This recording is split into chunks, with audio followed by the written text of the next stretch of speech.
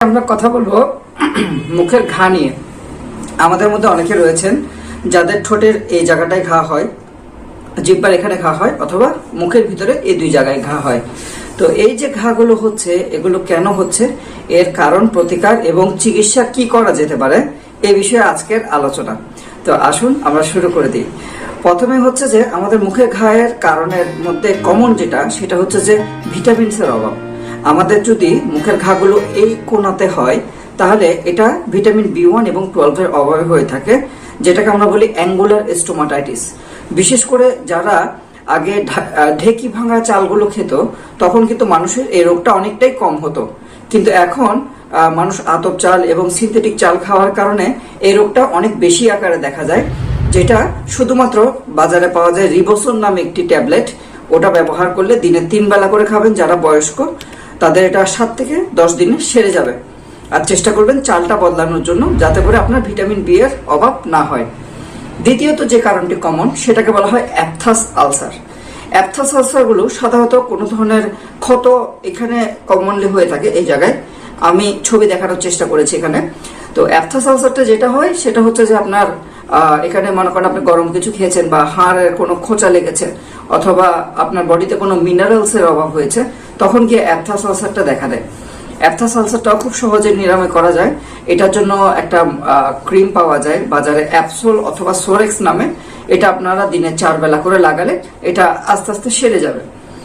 আরেকটি কমন যেটা দেখা যায় যে যাদের বিভিন্ন রোগ রয়েছে, যেমন ধরেন ডায়াবেটিস, এইডস, ক্যান্সার, অর্থাৎ যাদের রোগ প্রতিরোধ ক্ষমতা শরীরে কম, অথবা যারা দীর্ঘদিন ধরে কিছু কিছু ড্রাগস খেয়ে আসছেন, যেমন ক্লট্রিমাজোল, তারপর হচ্ছে স্টেরয়েড, হ্যাঁ, এবং কিছু সাইটোটক্সিক ড্রাগ আছে। এই ওষুধগুলো যারা খান, তাদের ফাঙ্গাল সংক্রমণের কারণে হয়। এটাকে বলা হয় ওরাল ক্যান্ডিডিয়াসিস।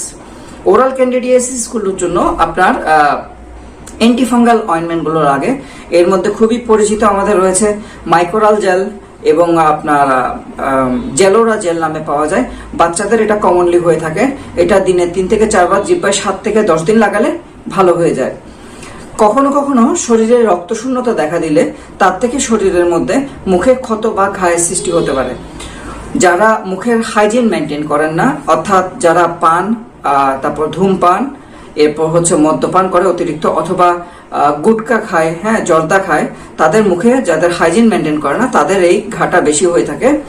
এই ধরনের ক্ষেত্রে ক্লোরোহেক্সিডিন একটি মাউথওয়াশ পাওয়া যায়, বাজারে পাওয়া যায়, যেটা ওরোস্টার লিস্টার নামে আমরা পাই। এটা দিয়ে যদি আপনারা মুখে নিয়ে কুলি করেন প্রতিবার খাওয়ার পর, তাহলে ধীরে ধীরে ঘা ভালো হয়ে যায়। যাদের শরীরে রোগ প্রতিরোধ ক্ষমতা কম, তাদের ঘাগুলো সারতে সময় বেশি লাগতে পারে। কখনো কখনো মেকানিক্যাল ইনজুরির কারণে ঘা হয়, যেমন আপনি কোনো দাঁতে কামড় খেয়ে এখানে ছিঁড়ে গেল, অথবা আঘাত পেয়ে ছিঁড়ে গেল, সেখান থেকে ইনফেকশন হয়ে সেটা ক্ষত হয়ে যেতে পারে। সেই ক্ষেত্রে আপনার অ্যান্টিবায়োটিকের প্রয়োজন পড়ে, এবং এগুলো আপনার তখন ডাক্তারের কাছে গিয়ে অ্যান্টিবায়োটিক ঠিক করে ওষুধ খেলে সেরে যায়।